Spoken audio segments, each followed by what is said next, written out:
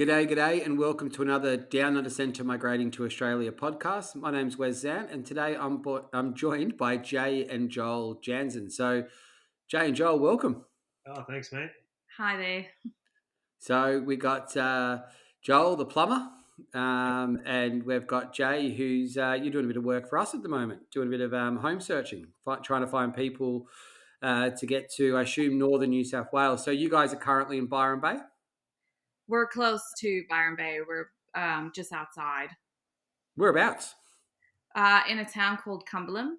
Yeah, in Cumberland. Nice. Yeah. I used to live about an hour and a half south of you guys for a long time in a lovely place called Yamba, northern New South Wales. Oh, yeah. We spent time in Evans Head when we first arrived. Beautiful spot. Yeah, good surf, good fishing, and everything like that. So it's really good. So, Joel, we'll start with you, mate. So you were the main applicant. You're a plumber. I assessed you, which would have been great, and you guys made the move on a 190 visa. That's correct. Yeah, that's right. Yeah. We I forget when I contacted you many years ago. And, 2017. yeah. I can actually tell you the exact date you contacted us if you want to know. Yeah, I remember you called me. I think you were bringing your kids somewhere. And It was the 26th of the 4th, 2019. It was 2019. I thought it was 2017. Yeah, so we it's been a long journey, and we just still pinch ourselves for being here. Good on yous. Good on yous. Well, Australia love having good people, and you guys tick those boxes. So you're a really cool part of Australia as well. So I guess we'll focus on a bit of the visa side, mate. So, the pressure was on you, Joel, to get everything done. So you did your English test. Do you remember what score you got in the English test? I think I got 87, which was just I've never gotten 87 in my life. But the tools and apps to help you study were key with it all. So yeah. Good man. It's an amazing score. So we'll just go back a little bit further, Jay. So, sorry, Joel. What passport do you hold, mate? Where did you guys live before you moved to Australia? Passport. We lived in Ontario for many years, and then we moved to Vancouver Island the past 4 years, and always done plumbing and gas fitting work, and it's without having you guys to step us through each stage, we wouldn't have had a clue how to do it. Mm-hmm. Yeah, too easy, mate. And Jay, yourself, where are you? Where were you born? You don't have the same accent as Joel. No, I do not. I was born in South Africa, and my family is British, so we migrated back to England when I was 18. So I spent most of my young life in South Africa, and actually met Joel here in Byron Bay in 2008. So that's how our journey started. I never thought I would come all the way to Australia and meet a Canadian. Yeah, it's interesting how a South African and a Canadian met. So that's cool. So you met in Byron. Both doing work and holiday visas, was it? Yeah, I was on a holiday working visa. Yeah. I was we were part of a Christian organization. I was on a religious work visa at the time. So, yeah. So Jay, how did Joel win you over? What was his move? What did he do to capture your heart? He did not win me over. I actually didn't like him when I first met him because he was Canadian. So it was one of those kind of relationships. But we spent a lot of time together, and so one day we went surfing together, and that's how he got me, I guess, with his the charming looks. I think. That's it, Joel. Take the top off, mate. Take it for a surf, and I think he was taking his wetsuit off or something.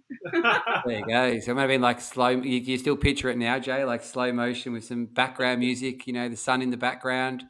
Him slowly stripping off to his rash vest. No, definitely not. No. And guys, who's in your family? So we have 2 boys and a daughter.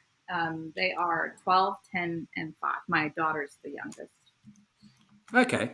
Yeah. So you got 12. So the two boys, and you got a daughter who's the youngest. Okay. So you obviously make the move. Well, back 2019, you make contact with us. We get you started on the process. How are the kids? How did the kids go about the big move to Australia? They struggled with the concept of moving before we even got the visa, because we had moved from Ontario, Canada, all the way west. So we had already at least left family, but then, you know what kids are like. They don't want to leave friends and people that they've met, and the things that they get involved in where they're at. But what my eldest two boys have been to Australia themselves because we've been back and forth when they were younger.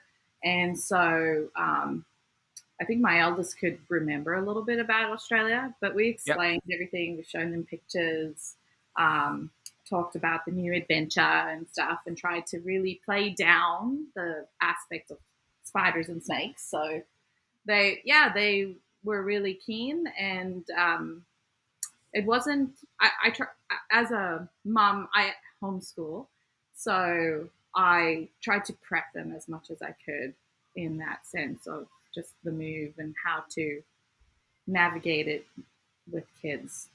Perfect. Well, Jay, what we'll do, we're going to get back to your homeschooling in a minute. There was a nervous part of your visa in the process. I remember our friends at Immigration didn't accept the OTSR as 10 points for the visa, Joel. Do you remember that, mate? You were a bit anxious, and we sort of lost a couple of months, really, and then we sort of proved to them why it's worth 10 points. But how were you feeling at that time? I know you guys were pretty Yeah, we were pretty down actually. We didn't really. We didn't think we were going to get it in the end, and so we were kind of embracing that, and obviously trying to think of different avenues to potentially come as. But we knew we needed that permanent residency, the 190, to be able to move here and live, and not feeling like we had to pick up again and move. Countries. But yeah, it was tough. We actually really at that point we thought we weren't going to go anywhere. Oh, it was pretty full on, mate. We sort of became best little friends on WhatsApp at a period of time, sending video messages, trying to talk you through it. But fair play to you, you and Jay. You sort of, you took the news well, because we do get that sometimes. When licensed trades complete a skills assessment, they receive an OTSR, which Immigration, will allocate for 10 points. But sometimes the case officers really want to see another qualification. So we just got to go back to them and prove why. And we did that. And your visa got granted. So how long have you been living in Australia for at the moment? It's since March of this year. March 6th, I think we landed. March, All right. 5th actually. Yeah. There you go. So you've been here. You've been here for a few months now, which is good. And so obviously, like you had the idea to move to Australia, but it was definitely a joint decision. Yeah. We weren't going to move unless we all agreed on it. So as soon as we get the visa, we'll pack up and go, and that's exactly what happened. A month later, we were on the plane, so it was we were all excited. Very fast track. Yeah. So did you sell a house? Did you have a house to sell, guys, or were you renting at the time? We were renting, and so we got the visa in January, and so it was as soon as we got the visa. It was very quick selling things and getting rid of things, really pushing to move because Joel was like, let's go. And so it was one of those things we didn't want to wait around because we'd already been waiting for so long. Yeah. Yeah, it's so hard, isn't it? Like you just want to get out there and to do it. So what was your first day like when you first got here? How was it? It was hot. It was like 36 degrees. And coming from Canada, it was, I think. We had a snowstorm right as we left. A blizzard hit as we were leaving. And so we were freezing cold and then got here. It was extremely hot. Not only that, Jay, she cut the bottom of her foot open and had about 16 stitches. So we were wheeling her around in a wheelchair for about the first 2 weeks of getting here. Nice. So she couldn't experience the water, the ocean, and the beaches, but we got here and just, It, it was. we got off the plane and we just knew we're home. We knew we were home. This is home. So yeah, it's good, isn't it? It's good. And you mentioned homeschooling before, Jay. So was that something that you started since you've been in Oz, or that's something you've done when you guys are in Canada? Yeah, so we actually started the homeschooling journey in 2017. We had just come back from Australia from visiting, or whilst we were here in 2016, and so yeah, we just decided to homeschool because if we were going to be moving, which we had started deciding at that point that we would like to come back to Australia permanently, and so it was just an easier way to help the kids and just on what we believe. And so, yeah, it's been 7 years, and it's been great. Some tough days, but most part we love it. The kids love it. Yep. And how do you go about like homeschooling, and how does the more importantly for Australia, like is there things you have to do to not get the kids in school? How do you go about that? Yeah, so every country is different. So the nice thing is the way Canada was constructed with that, you do the same stuff in terms of registering your children with the school board or whatever it's called here. And so the same thing, I mean, New South Wales works a little different compared to a lot of the states. So Queensland, for example, is very different to New South Wales. And so you just go about registering them and they do an assessment. But because we're still settling, we have like a year where we can still do the Canadian curriculum before we switch over. So okay, there's a lot of give and take there, so which is really nice. Okay.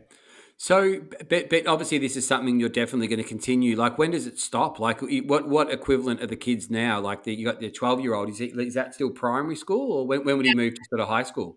So here in Australia, you'd be year 7. So I think that's high school here. Yep, first year at high school. Yeah. So in Canada, that's actually the last year of primary school. And so we've given the kids the option of whenever they want to go to school, they can, or they can continue to homeschool as long as they're happy and we're happy. So it's not like a very strict thing where if they wanted to go to school and we said no. So it's up to them. Yep. Yeah. No, I think it's fair. I think lots of people after the pandemic sort of went, all right, let's start homeschooling. They started doing it. And it's quite common actually. I've got lots of mates where I live that that do the homeschooling side, and it's good. So all right. So what about yourself, Jay? Joel? Are you working at the moment? Yeah, I'm working for a plumber here in Ballina, doing mainly gas work, actually, commercial gas equipment, restaurants, and hot water heaters, instantaneous hot water heaters. I've actually started my own side business as well. Yep. Fixing appliances. And so there's tons of work. There's,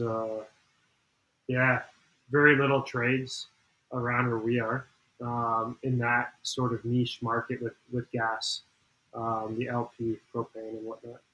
So, yeah, it's good. Good man. So you found your job as a plumber pretty easy in Australia. That's good. And Jay, are you full time teaching the kids, or are you working as well? How do you go about your day? So right now I'm full time teaching, and then I've also joined your relocation agency. So that's really nice for the Northern Rivers area to be an agent here. Are you getting much? Are you getting many people looking to move down that way from us or from everywhere? So far, no, because I'm fairly new. But I've seen heaps of people because we're in the winter season. A lot of people tend to come closer to spring and summer. So I've heard a lot of people interested. I have been contacted by somebody interested in knowing more about the area. So that's really good to at least start there. Yep. Yeah.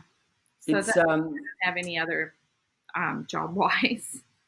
Yeah, no, look, it's a amazing area where you guys live. I think, it's it is regional, but it's probably around like, well, argument, like, yeah, I probably don't want to start an argument over this, but I reckon some of the best beaches are northern New South Wales, definitely for surfing and all that, and it's definitely got a nice it's got a nice little vibe to it. It's one of the probably the most relaxed places of Australia. It's you got, I don't know, we throw the word hippie around a little bit, but there's lots of free spirits around where you guys are, and it's probably a lifestyle sort of environment. Would that be fair to say?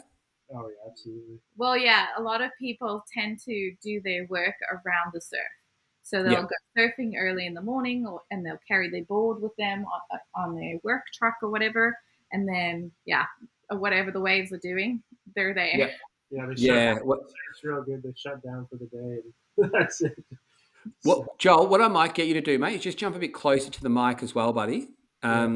Just getting there a bit closer. But yeah, look, I think for me, when I was that was one of the things about living in northern New South Wales was exactly the same. You'd wake up, go for a surf. If it was good surf on that day, you'd definitely take a break. It wasn't uncommon to see all the other tradie mates out there all chatting, or you'd be going into the plumbing suppliers, Joel, and you'll be all, just in your boardies, a little bit, drenched, running a bit late for the next job. But Yeah. that's just what it's like living out that way, isn't it? Yeah, it's good. It's a good lifestyle mix. It's that's I think what shocked me the most starting work here is how relaxed the guys are. There's no big rush or push to get heaps of jobs done. It's just Take it day by day. take it day by day, and that's it. But we're just, just for the people listening, this is in a very unique part of Australia where that is kind of acceptable. I reckon if you rocked up in Melbourne, Joel, and you rocked up, a bit drenched from the surf and all that, you'd probably get a few looks. But where you are, I guess it's the accepted way of life, just to manage the expectations of people listening. But it's a great little lifestyle. So for yourself, Joel, let's just talk about that. So are you getting a wave now? Are you in the water a fair bit? Not as much as I want to be. I've been actually teaching my boys, which you come back to the homeschool, and I think it's a great opportunity for them to get in the water more than most people, because we can just take them out whenever in the water. So yeah, no, we've had some great waves up here, and it's been fun. Is that classed as PE? Is it, Jay? Yeah. That's right. They're PE class. That's good. That's good. And Jay, when you're teaching them, do you actually teach? We've got school kids, and we're all about the Aboriginal land that we're on, where we are, and everything like that, and a bit of culture to do with the Indigenous and a bit of background. Is that something that you put into your itinerary now, teaching the kids moving forward? Yeah, that's the exciting part of the homeschooling now, because we've gone to the library. We go every week, and I encourage the kids to get books that are from Australia and that teaches us a lot about the land, etc. So that's really exciting, because we've gone from learning all about Canada, now learning all about Australia. So that's really exciting to learn all the history and things from here. So once you guys get your citizenship in Australia, does that mean that the kids will get have citizenship for South Africa, Canada, and Australia? So the kids are only Canadian. Yep. So they will, if we get our citizenship, they'll be able to have it for us, for Australia and for Canada. That is. Okay. I'm a British citizen. I'm not South African anymore, even though I am from South Africa. Yeah. You lose it when you get your UK passport, do you? Because I was British when I was born. Right. My mom had already made me a British citizen. Gotcha. And then, Yeah, I know some countries are a bit funny. I know the Dutch were like that as well. When my dad moved over, oh my gosh, back in 1951, he came over. It took him 10 months on the ship to get here, I believe. That's what the story was. They lost the Dutch right. So when I was traveling around the UK, I thought I'd be a shoo-in for some sort of EU visa, but unfortunately, the only way I could get that is if I went and did a bit of time in the army in the Netherlands. Well, that's what I was told by the UK Migration Agent. Yeah, all right. So going back to you guys, so how have the kids settled? Are they settling in pretty well? They're doing really well. It's hard with the aspect of making friends. I don't know a lot of how some kids can be shy, and my kids are a little reserved in that aspect. But other than that, they've been really enjoying the area that we are in, and just the lifestyle. They love their Tim Tams. So we always make sure on our grocery list we get Tim Tams. Yeah, I think that's a must. And barbecue shapes are a staple diet. Meat pies. Oh, it's all true, isn't it? The stereotype of the Aussie, but we love it. The meat pies, we get it every Sunday. But yeah, so far they've done really well. Sometimes they have mentioned about missing certain aspects of back in Canada. Like but what? we're fortunate. It's a very different lifestyle. So things they're gonna miss is things like snow, because the day we left, it was a blizzard. So, and then right now it's summer over there, so there's a few different things that they would have been missing with the things that we did with our friends in summer. But other than that, they seem to be adapting really well here. And I mean, taking them to the beach as much as we can really changes their perspective. When they're getting down, then the beach is just resets them, and they're like, "Yeah, I love it here." Yeah. So it's good like that. Yeah, it is. It's so nice. Our kids do the same. Like it's just we got from I've probably mentioned this too many times in the podcast, but from where we live to where the boys go to school, it's just one road in and one road out. It takes about 20 minutes to get them down there. But on one side, you've sort of got, I guess not really, there are a few houses and all that, but like sort of trees in some areas. And on the other side, it's just the ocean. So I don't actually mind doing the school run because it's just gorgeous to wake up and be out there sort of in Mother Nature. But I'm in Victoria, so it could be rain, hail, shine, sun, all in the 120 minutes. But it's still worth it. So would you guys say that, from that journey when you wanted to move to Oz to where you are now, is your mind frame still like, yep, you've made the right decision? Yeah, 100%. It's we naturally go through days or moments where it's like, oh, I miss, or what did we do? Some people think we're crazy to move here and to pick up our family, but it's been on our radar for such a long time, and we it's just we just call it home now. It's moving in general is such a stressful event, whether you move from one home to another. I mean, I know we moved from one country to another, but it takes about 6 months statistically for people to bounce back from the initial move. So this, we're only 3 months in, so another 3 months we'll feel probably way more settled than we do right now. But we do feel very at home. We love it here. I mean, things to navigate are things are just different, like groceries, the name of different things. But once you get over that, you get more settled, and it just comes naturally then after that. We spoke about the kids. You said they'd like to make a few friends, and obviously that must be different without school because I know, like, geez, I'm like a chauffeur these days on the weekends because we've got basketball, footy, mates and all that, the kids and doing all that stuff. Do you put them in sport or anything like that? Have you got plans? They're planning on doing like nippers or anything like that? Anything down by the beach? Surfing obviously is big, but they do want to play rugby, and we were too late to get them signed up for the season. But there is a AFL footy mid-season sign up that we're looking into getting them into. So that's what they'll probably do is footy. Mate, that's AFL's my sport of choice. It's awesome, mate. If you Victoria, South Australian, WA, Northern Territory, it's all AFL. You hardly get the rugby on the tally. But then New South Wales, Queensland, especially where you are, Northern New South Wales, it's pretty big on rugby as well. Yeah. but yeah, they'll love it. And what about yourself, guys? How did you guys go about sort of making a few mates? Obviously, Joel, you're out there working, which will definitely help. But is there any other, how do you guys go about making friends? Well, we were fortunate because we made friends when we were here previously, and we've just kept those friends. We also go to church, and so for us, we have a community there. So that's the fortunate side for us as adults, and then the kids also have a few friends just in the kids' church, but yeah, we're still having to do our rounds. I try and sit on the beach and try and make up a conversation with somebody, or when I take the kids to a playground, we try and talk to fellow people there. It does make it difficult in the homeschool community, but there are communities here to get involved in, and we just got to find them.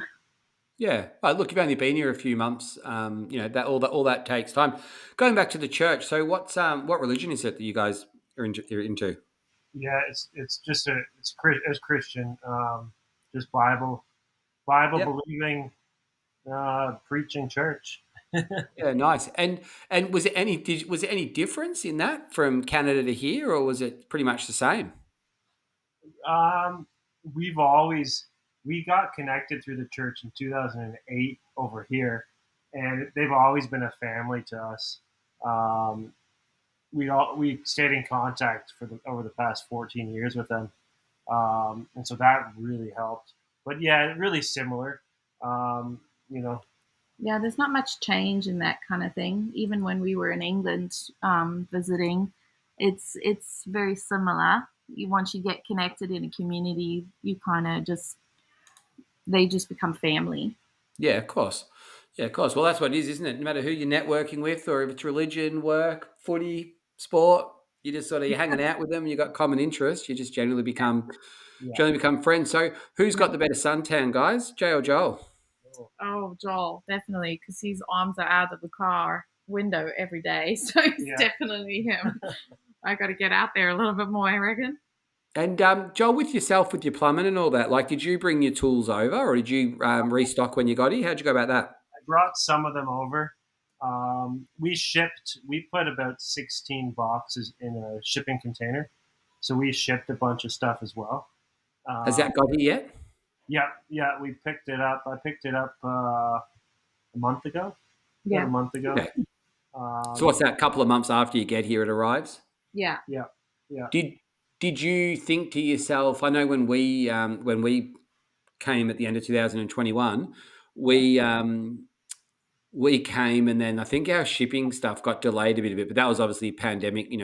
Pandemic days and all that, and freight, whatever. It was a bit of a nightmare back then. But we ended up buying most of the things that we needed to live day to day. So when all the other stuff come, it was just dropped off. Like most of it was just dropped off to the op shop. Did you guys feel that, or did you guys, just pretty much wait till your delivery came?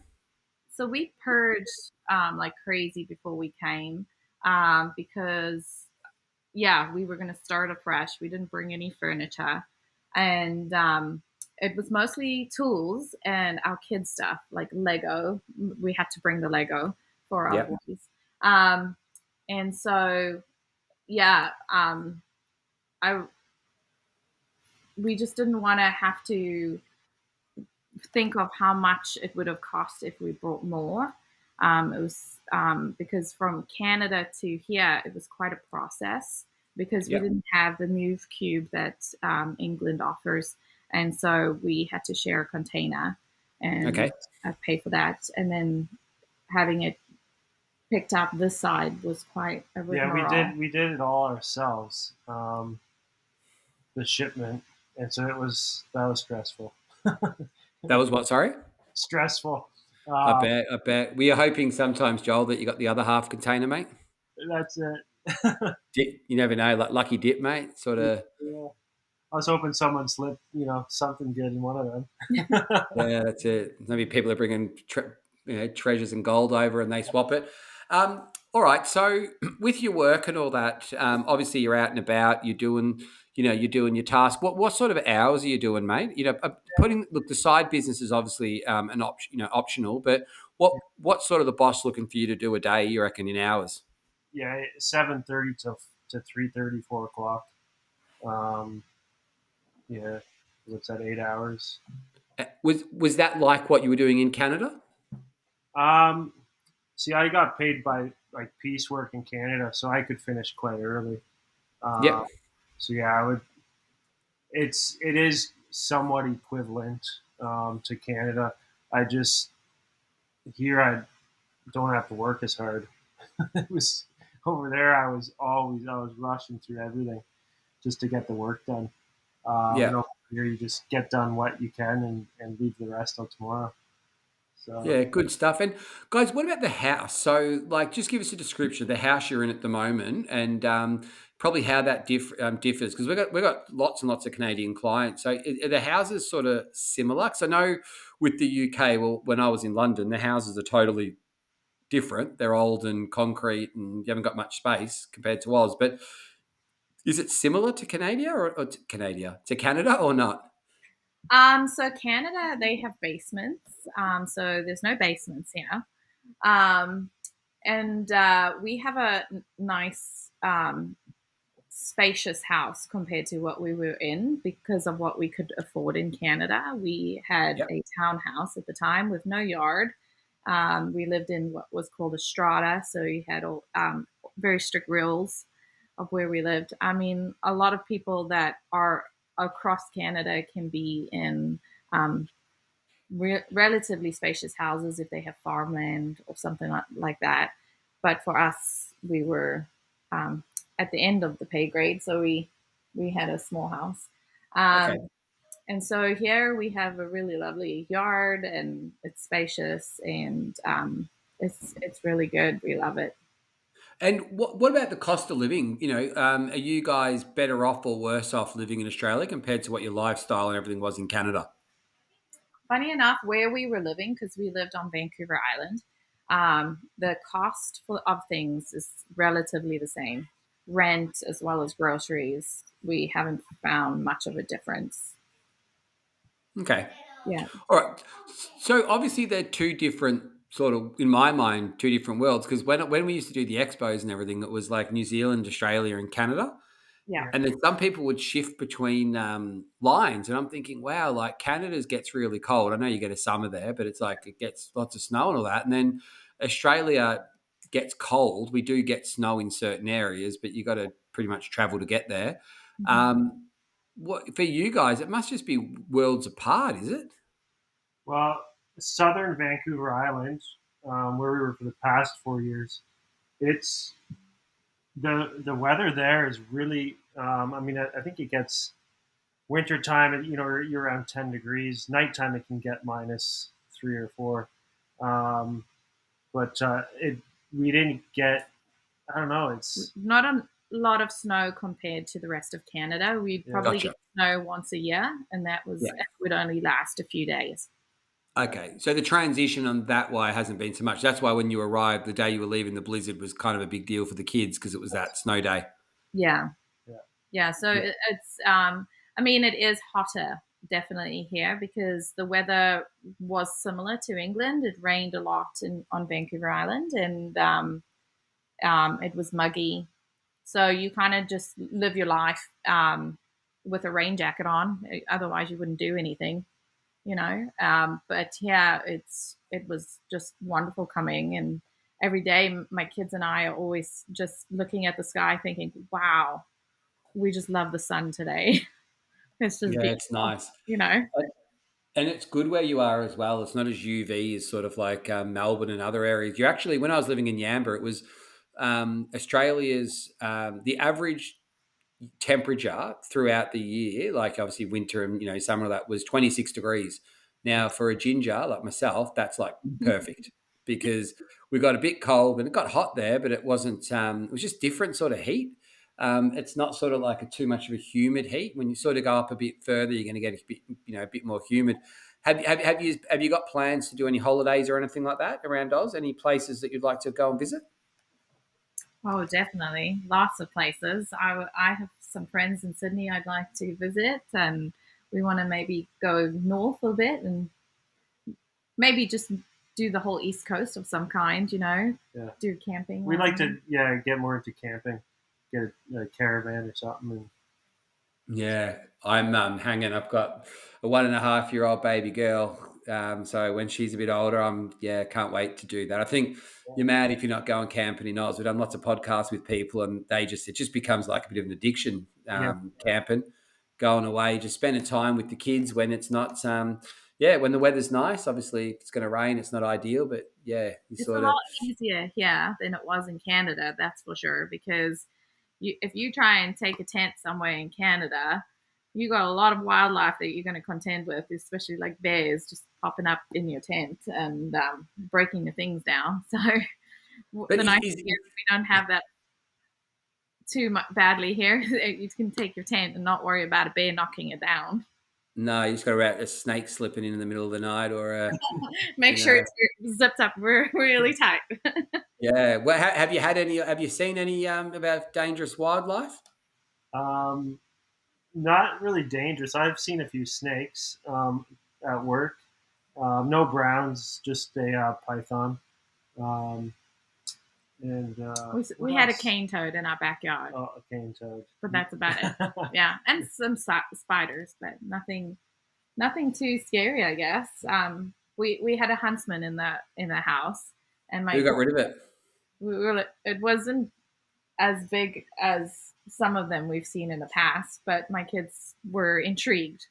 I was like, let's name it. Let's give him a name. I think they're sort of pets when they're harmless things. They're just a bit ugly, I guess, and a bit scary. But who got rid of it, Joel? Did you get the glass with a piece of paper behind it, mate? I was going to do that, but then everyone was screaming. Like, the kids were like, no, Dad, get it. Just get it. The spider ended up taking off through a crack in the wall.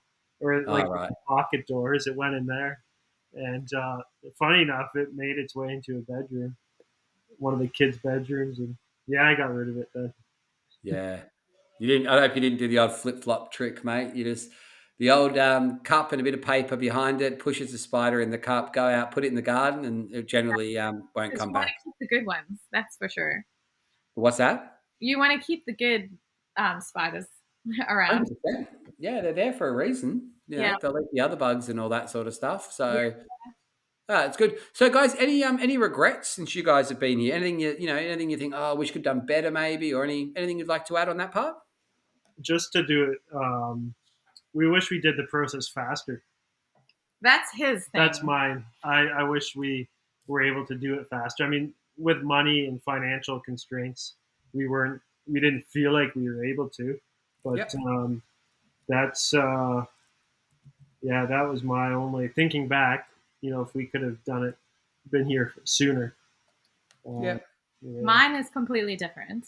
Mine is I wish that I could have prepped a little bit better. Like, when you get, like when you're packing up things and organizing before you come, even before you get the visa, make sure you're purging, getting rid of things, maybe packing up what you think you want to take. And I wish I had done that. Otherwise, because it was quite the scramble in the last, because we got the visa and we were like, right, let's go. It was chaotic in that time, very stressful. So and I'm a very organized person. So Well, give us an example. Obviously, purging's one. But what else do you think you could have been prepared a bit better for? Paperwork is a big one because especially with dealing with your taxes and things like that, you want to make sure that you're only bringing what is very necessary.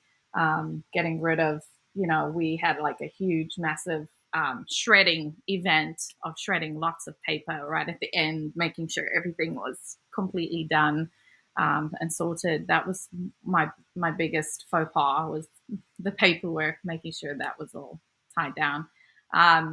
Another thing is like, you don't have to bring everything, like the kitchen sink kind of thing. They sell pretty much everything here.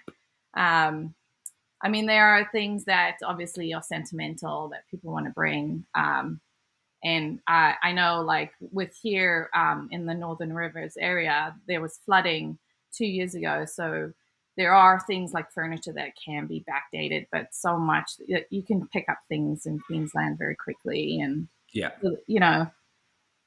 it's just really think of what you really, really want to bring that is vital kind of thing. That was my thing. We didn't have to bring everything we thought we needed to bring. Like you said, you took a lot of stuff to the op shop. So heaps. Yeah. I'll let my director of housing, aka the wife, make the decisions on everything. As long as I was a bit like you, Joel, actually, because when I travelled I moved from, I was in, oh my gosh, back in 2008. I ended up in Broome, and I sold me I was traveling Oz, had a 4-wheel drive and a little tinny, but I kept my surfboard and I actually moved to the south of France. So brought me surfboard and my best fishing rod over there. And the only thing that I wanted to get back, the main things I wanted to get back, because I was in the UK for so long, was bring my surfboard back, and my fishing rod unfortunately didn't make it. That got broken somewhere along the line. But yeah, getting that back. And then we had just so many things. Obviously with the kids, we had all the, like little kids and photos and all that stuff, but furniture and everything like that, it's so much easier just to, when you're out here, because you don't even know what your house is going to look like, how it's going to actually fit in. So I sort of feel that that's quite common actually now to people to obviously bring your furniture if it's new and you've got it, but there's so much to think about when you are trying to get settled. Yeah, exactly. All right, guys. Well, look, I just want to thank you guys so much for making the time to come out in the middle of a lovely Tuesday morning or afternoon now. But thank you so much for taking the time and letting the listeners get a bit more about Jay and Joel and your journey. And I hope all the homeschooling goes well, Jay and Joel. Your business flourishes and you're living in a really cool part of Australia. And just all the best with everything from everyone at the Down Under Centre and from all the listeners. Just thanks again for making the time. Yeah, thank you so much for all your help. We couldn't have done this without you guys. The DUC has really helped us tremendously in every single step. No, it's very kind words. Look, we love what we do, and our motto at the DUC is we work for the migrant and we work for each other. So we'll continue to do that. And guys, tune in to the next podcast. Catch you on the next one. Bye.